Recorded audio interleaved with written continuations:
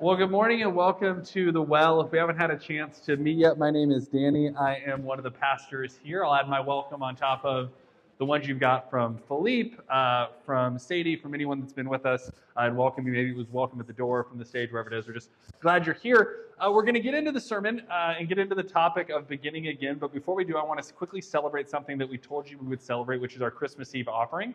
And so if this is your first time with us, you may not know what I'm talking about. But if you have been with us for any number of weeks leading up to Christmas Eve, you know that we give 100% of our Christmas Eve offering away to mission work, 50% going to safe water work in Mozambique through the Mozambique Initiative, which we partner with, and the other half going towards furthering the mission of creating safe, compelling, and inclusive spaces here in St. Charles County through what the Well is doing in our mission.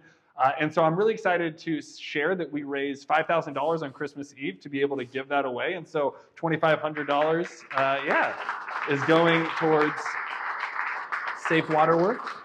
And then $2,500 is going towards furthering our mission here. And I would just say we're a 3-year-old church, so that's not only an amazing offering on a Christmas Eve, but I would say that it is a step in us getting closer to building relationships with our brothers and sisters and partners over in Mozambique. We don't just send money over there, but we want to be able to send people and teams, not necessarily just to build the things that are there, because that's not even really necessarily the work we want to do, but to build relationships with people that are worshiping the same God we are across the globe, creating equity and opportunity through schools and water and all those sorts of things. And so you guys, very much generous. I know many of you planned your Christmas Eve offering, like I want to give this away. Some of you showed up, had no idea we were doing it, and still gave quite generously to help us reach this number to give away. And so thankful for everyone that have participated in any way, even just by showing up and inviting a friend, filling out a Connect card, like all of that stuff helped to be able to participate in raising this money. And so very thankful for all of you guys that participated in that way. A cool way to cap off 2024 and to tangibly help those in need across our globe and strengthen that relationship with them.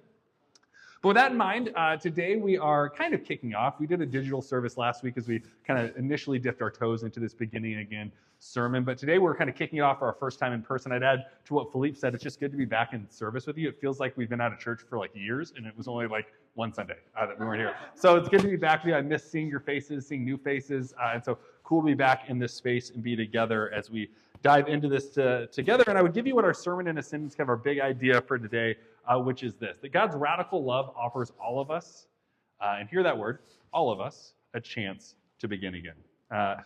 That's really what this sermon series is about. This idea that there is no place that we might be sitting that has removed our opportunity for fresh starts, for connection with God, and relational connection with God and neighbor. Sometimes I think we feel like we've lost that seat at the table, right? Like our mantra here is your seat at the table can't cost someone else theirs. I think many of you embody that in quite a wonderful and profound way. I think we have a harder time believing we have a seat at the table sometimes. We're like, man, I know you have a seat, but do I have one, right? Have I lost mine? And I told this story last service. I remember when I was in high school, I was the president of Fellowship of Christian Athletes. It was not at our school for like decades. And Mr. Smith came up to me and he said, hey, Danny, I want you to bring this back.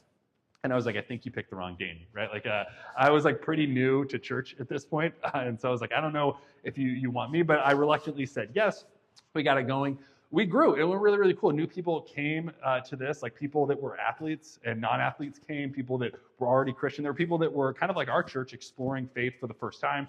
Okay, I want to see what this is all about. And it was going really quite well until my life before Jesus caught up to me.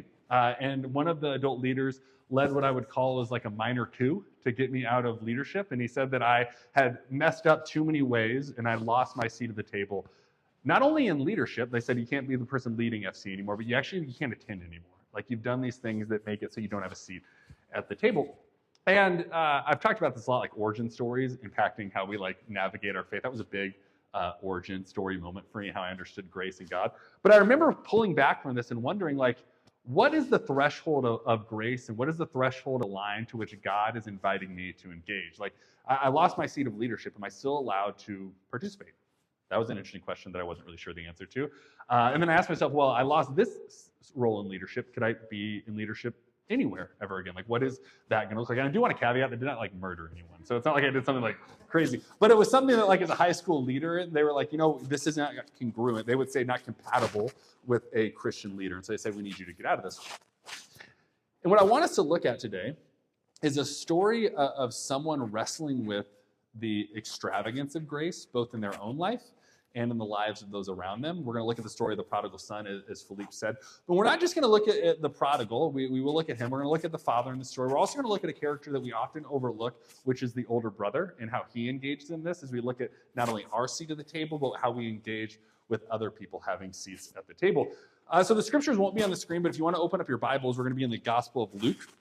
We're going to be in the 15th chapter. We're going to be in the 11th verse is where the story starts. It takes us through the 32nd verse.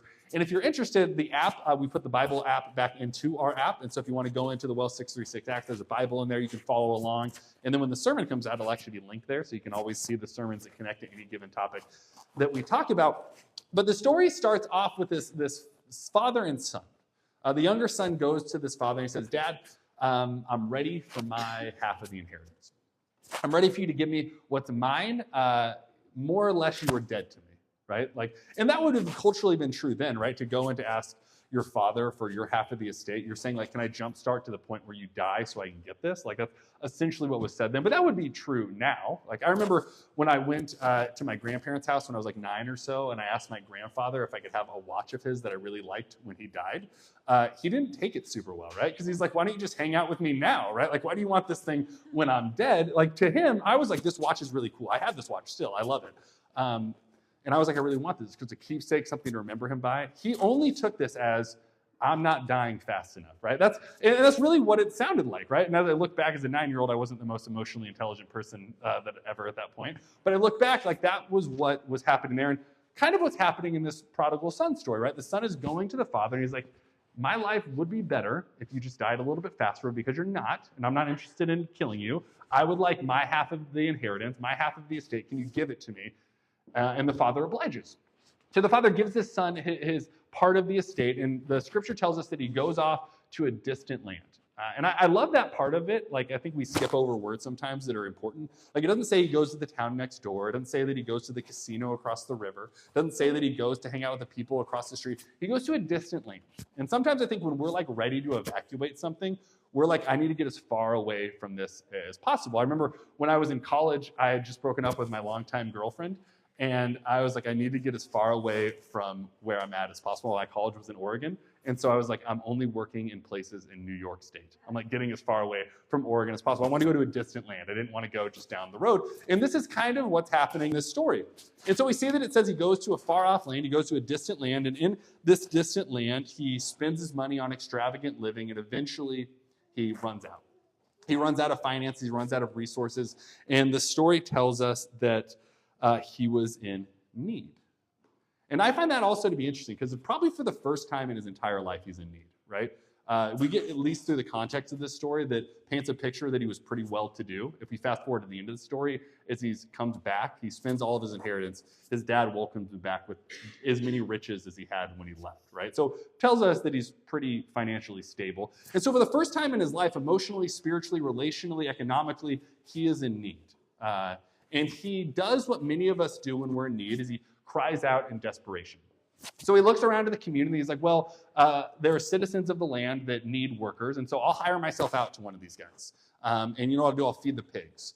And I'm so hungry that I long, again, like this desperation, this longing, this need, first time ever. He's like, I'm so hungry that I'll eat even what the pigs would eat. That's what he tells himself in this story. And that's also quite interesting because he's saying, like, I'm going to lower myself so far down to not only work with an animal that is unclean culturally for my religion. This is a Jewish person, so like to work with a pig would have been interesting. But then to eat the sloppy food they ate would have been like the most unclean thing that he could have done.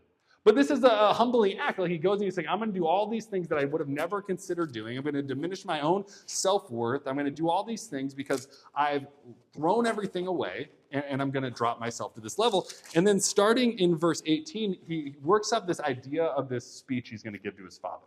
And so he gets to this point. He says, all right, I'm going to go home. Like, this is ridiculous.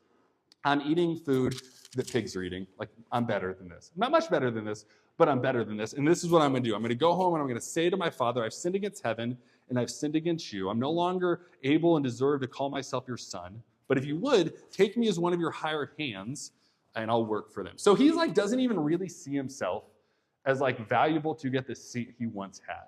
He looks around, he's like, all right, so my dad, things are going pretty well over there. I know he's got servants. I don't even really think I can work for my dad. but I can probably work for my dad's servants, right? So I'm going to go home and I'm going to apologize. And I'm going to say, like, I've sinned against heaven and I've sinned against you. I'm no longer worthy to be called your son. And you've maybe done that before. Maybe, at least I have. Like, when you get that, like, internal monologue and that dialogue, like, he's practicing and rehearsing his apology speech, right? He's looking at the ground like, God, I've sinned against heaven. I've sinned against you, Dad. I've sinned against heaven. I've sinned against you, over and over and over again. I'm no longer worthy. I'm no longer worthy. I'm no longer worthy. And I want to stop there because sometimes we jump over the story and we get all the way to the forgiveness and the reinstating part, and we miss the action that's happening in this moment. Because for many of us, I think we think that the things that we have done, and he had a lot of things that disqualified him. Like, the scripture doesn't go into a lot of detail, but wild living was a pretty shorthand way of saying he did everything that would have been religiously and culturally seen as outside the box of okay. And so he's done all of these things, and he looks around and he's like, I've not only done those things, but now I'm like ceremonially unclean. I've been working and eating what the pigs eat. I'm doing all those things. He's like, I'm going to go back home. But he still doesn't think he deserves a seat at the table. And I would say for all of us here, as we're wrestling with the implications of God's grace and beginning again and second chances, my encouragement and testimony to you would be this, that the things that you think disqualify you are not actually things that disqualify you, but they are things that will be a part of a testimony of God's grace within your life. And I know that's quite hard to believe sometimes. Like, I think we look at our lives and we're like, man, these are all things that will be held against me. These are things that are going to be put on the wall of reasons I've lost my seed, of the things I can't do. And I firmly, firmly believe that we serve a God of great love and great justice, but also and ultimately great grace. And the things that I think we often feel like disqualify us are actually things God is using as testimonies to help others realize that they are not that far from God, but God is longing to be in relationship with them. And I have to imagine, again, this is a parable, so it's not like a historical retelling, but I would have to imagine if the story went on, like, it's not like he just comes back. Like, he comes back, he gets reinstated, he has this party, we'll get to that part of the story in a second, and he gets all these things. But you have to imagine, like, he was hanging out with someone later, and they're like, they weren't just like, hey, I missed you. They're like, I heard the stories, right? Like, it sounds like you went pretty crazy, right? Like, things went off the deep end, right? And like, now you're back, like, tell me more about that, right? I imagine he had some of those conversations, right? I also imagine that as people are having those conversations, they're not just nosy and trying to inquire, but they will be people that are like, well, if you did this, like, how does, like, do I get that same level of grace? And I have to imagine that his story would have spoke volumes of how good his God and how good his Father was and how abundant that grace was. And for us, I think sometimes we feel like the things that we've dropped, or the ways that we've failed, or the things that we've done that disqualify us completely push us out of the ability to not only receive God's grace, but to live in abundance of that grace. And my challenge and my hope for you would be to understand and to know and to wholeheartedly believe that the things that you think disqualify you are actually part of the story of grace and the testimony of grace that God is building in your life, not just so you can understand how good God's grace is, but so those around you can start to believe and experience that as well. And so he sets off back home, and he's saying this prayer, he's rehearsing, God, Father, I've sinned against heaven and I've sinned against you. He goes home, and the Father, like, receives him. They have this amazing moment, and I want to skip over that just a moment. Like, if you've ever been in church and you've heard this story, you've heard that part a million times. If you've never heard it, we'll definitely go back to it, so we'll get to that part in just a second. But I want to skip to a part that we almost never talk about, which is the older brother. So giving a little bit of context that's going on here. So the brother comes back, the younger one, he's rehearsing his speech. He's like, God, I've sinned against heaven and against you. I'm no longer worthy to be called your son. He's saying this over and over again. His father sees him while he's a long way off, sprints to him, embraces him, hugs him, throws this party for him. And then all the while this is happening, the older brother is hanging out in the fields. And we can find him in verse 25 through 32 at the end. And it says the older brother, he's like working in the fields, and he's doing all this work, and he's doing his thing, and he sees kind of a hubbub. Like, he sees things going on. He sees dancing and music, and he's like, we don't usually have those things at the house, so that's telling me something's wrong. So he calls over a servant. He's like, hey, man, what's going on? And the servant replies in verse 27, your brother arrived, and your father slaughtered the fattened calf for him because he received his son back safe and sound. Then it says this, and I find this to be quite interesting, starting in verse 20. It says the older brother was furious. He was not psyched that his brother had returned. He was not interested in the abundance of his dad's gracefulness. He was not excited that the love of his dad showed no boundaries. He was furious and didn't want to enter into the party. But the next line is, I think, is quite interesting as well. Just like the father goes to the son, so like, as the son is a long way off, the one who's returning, the prodigal, the one who's often the main character. I've sinned against heaven, I've sinned against you. The father runs at him while he's still a long way off with open arms and receives him. The father kind of does the same thing to the older brother. It says that he goes out and comes out and begs to the older brother to come back in. That is essentially, in a posture sense, the same thing that's happening with the younger brother. Like, he goes with open arms to receive the younger brother. He meets him while he's still caught up in his shame, goes to where he's at. The father, in this instance, with the older brother, who's caught up in his own frustration and furiousness and pride, he goes outside and he pleads with him and he begs with him to come back inside to be a part of what is happening. And he responds to his dad. He's like, well, I've been here this whole time. Like, I don't know if you knew that. Like, I've done everything you asked me to do. And you didn't even throw one party for me. You didn't even kill one baby calf for me. Like, you did nothing to support me, like where I was. Where were you in all of this? And the father replies, like, what I always had was always yours. Like, you had access to all of these things. This was always yours, and it was always something you had access to. And as much as I think that we embrace the your seat at the table mantra, and we need to embrace it for ourselves, I think oftentimes we can fall into what I would refer to as OBS, which is old brother syndrome. Like, we can get where he is at. We can very much develop the posture of him. And I'll just give you a couple of symptoms, if you're wondering if you might have this. This is what it might look like. Focus far more on fairness than grace. Like, this is what he's caught up in, right? He's like, this isn't fair. Like, I was here the entire time. Far more interested in fairness than grace. He resented the extension of grace to his brother, missing the beauty of the moment. He was forgetting that love isn't something that's earned, scaled, or hierarchical. Like, I think sometimes we think like that's what love and grace is. Like, there's a stair step. I was just watching a documentary on a cult, which I will remain nameless, doesn't need to be thrown under the bus. But I was watching a documentary on this, and essentially the way this cult works is like you attend more classes and you pay more money and you eventually become more actualized. But the reality is, as an outsider watching, is that there's no actualization that happens. Like, you just keep paying more and doing more because you go up the scale and at least you're better than the person and the people that are below you. And sometimes I think we treat grace that way, like with God. Like, we see it as a stair-stepping hierarchical pattern, and we not only confuse grace and fairness as these things, but we also confuse this idea that it's about getting higher and progressing more, doing more, and being more, ultimately, than the people around us. It like has less to do with us and God, but the older brother is more concerned about his place, right? And oftentimes, I think we resent grace, and we don't celebrate it. And the challenge of what it looks like to be on the other side of this is if we find the grace that people are offering and operating and receiving in their lives in the same way that it's been offered in our lives, we avoid some of these things that this older brother fell into a trap in. Like, he is ultimately, his biggest hurdle is a resentment of the grace that was offered to his brother, blinded him from seeing the grace and the love that was always presented to him. Because I imagine this had to have been going on before his brother returned, right? Like, he was probably working in the fields, and we don't know this for certain, but I imagine he was probably frustrated that he had to do all these things by himself. Like, he was the only brother remaining. He felt like he was holding down the fort himself.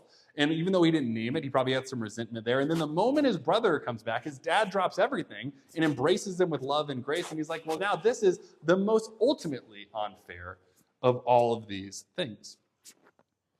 And I think for us, as we need to embrace the grace that God has for us, as we sit in this other seat, potentially the seat of welcoming others, I think pondering and asking ourselves, what does it look like for me to celebrate the grace that God is showing in other people's life and not resent what that might look like? Romans 5:8, in one of Paul's letters to the new church, he uses this phrase that has become quite popular. He says that while we were still sinners, Christ loved us. And I love that phrase because especially when we look at the brother who's the prodigal, it wasn't like he loved him the moment that he saw him or the moment that he received him, the moment that he came back. There was no moment that the love that God offered him was there, his father offered him. And what I love about the story as we read about this is it says the brother is rehearsing his speech. The prodigal is rehearsing his speech. He's like, God, I've sinned against heaven and I've sinned against you. I'm no longer worthy to be called your son. He's walking home and going that direction. The father, it says, is waiting with open arms to receive his son to come back. He has always loved him, always waited for him, always just hoping that his posture would turn to come back. And the word repent in like the biblical language more directly translates just to like turn. And that's like, he's repenting, like he's saying like, I've done all of these things wrong. But really the prodigal is turning to go back home to see the life that has always been waiting for him. And his father has always been dispositionally turned to waiting for his return. And when I think about ourselves as we're looking and wrestling with grace, like understanding and believing that like there is no far from God. One of the things that we often use in our language is like we talk about those who feel far from God. We want them to know that there is a God who loves them. But I would say that there's actually no such thing as a person that is far from God. I think that's a lie that we often tell ourselves, that we can push ourselves so far away from God that we have moved ourselves out of that relationship and that opportunity. We've lost our seat at the table. But what I would challenge us to believe is that there is no such thing as a person that is far from God, though we might feel like we're far from God, but God is just a moment away, like waiting with open arms for us to dispositionally turn ourselves to see the God that has always been waiting for us. And so if I was going to give us like a couple of like challenges, because I think there's a couple of seats in this story, right? Like we might be the prodigal, might feel like the prodigal. I know I often do. But there are times where I often feel like I'm the older brother, where I'm like trying to wrestle with the implications of not God's grace in my life, but the grace that God is offering other people as I wrestle with the real life implications of that. And I think there are some just general challenges for all of us. So if you maybe feel like you're the prodigal, like you're someone that like you've lost your seat at the table and you're rehearsing that apology in your mind, like God, I've sinned against you and against everyone. I'm no longer worthy, shame, shame, shame, all those things, and you're ready to come back. I would say try your hardest, and this is easier said than done, but don't let your shame and don't let your past and don't let the areas that you felt like you failed define the person that you are. Don't let the areas that you feel like you've fallen short define you in ways that are negative, but let them be a part of a testimony of God's grace that's doing something more profound that you might be able to see in the moment in your entire life, and accept that God offers a seat at the table to everyone. And again, I hit on these things a lot, not because I don't have a lot of interesting things to say, but because I think that they are really important. To remember that your seat at the table matters and is valuable, and you have a seat at the table. We always talk about your seat not costing someone else theirs. I would remind every one of you to know that your seat also is not at the expense of someone else. You all have that seat at the table. But maybe you're the person that's in the other brother's position, the older brother. OBS, wondering if you have that or not. I would ask you to ask a question, and I'm not going to give you the answer, but I would ask you to wrestle with this question if you're feeling like you're in that kind of seat, which would be this. Are you more focused on fairness, or are you more focused on grace? And I don't know that there is a correct answer to that, but I would challenge you to wrestle with that and see what the implications of the answer to that question would be. Maybe it's grace, maybe it's fairness. But I would ask you to wrestle with that and see what God might reveal to you as you wrestle with what I think is a profound, simple, but a profound question for you. And then the challenge, I think, for all of us would be pretty generic, right? To receive God's grace, to celebrate the grace that is extended to others, and to believe that we're freely able to walk in and live in that. There's this image that's painted in Scripture of a great banquet to describe heaven. Like this banquet of people gathering, sharing a meal, and being together. It's one of the reasons we use the seat at the table language very often, because that's how God depicts heaven. And when I imagine what that looks like is it's a diverse, eclectic group of people. Like you look around and you're like, oh, that person's at the table, right? And you're not frustrated about it, you're excited about it, right? You're pumped about the fact that we get to be in this opportunity together. And what I would challenge you to do is to not only claim your seat at the table, but to continue to help create space for those that feel like they don't have one, to join in the banquet, to join in the feast of what God is doing in and through each and every one of us here and now. So with that in mind, would you join me in a word of prayer? God, I do thank you that you are a God of abundant grace, unending love, not just second chances, but unlimited chances as you invite us back into the relationship that you have longed to have with us. That God, sometimes we may feel far from you, but you have never left our side. You've never sent us out on our own. You've always been waiting and longing for us to turn and to see that you've always been there, walking with us and waiting for us, and have never stopped loving us throughout our journeys. And so, God, give us the courage to believe wholeheartedly that we are loved and surrounded by your grace. Give us the boldness and courage to believe that others are surrounded by your love and your grace, and let that love and grace transform our lives and the communities we live in. God, be with us as we continue to worship, as we share in communion, as we sing together. Let them be prayers that we lift up to you to celebrate the goodness of who you are and the story you're writing in our lives. God, I pray this all in Jesus' holy name. Amen.